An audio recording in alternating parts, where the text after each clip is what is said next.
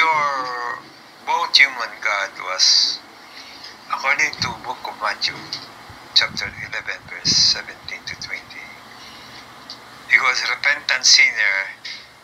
In the book of Matthew again, chapter 3, verse 16 to 17, he was wine bibber, gluttonous, a breeder, and friend of publicans and sinners. He was Muslim Jew Jesus. A human God means human creator, according to Webster Dictionary. Because anyone can be God as long as you can God or create anything, even humans. Jesus as God, human God, or human creator of stone houses. 2057 plus years old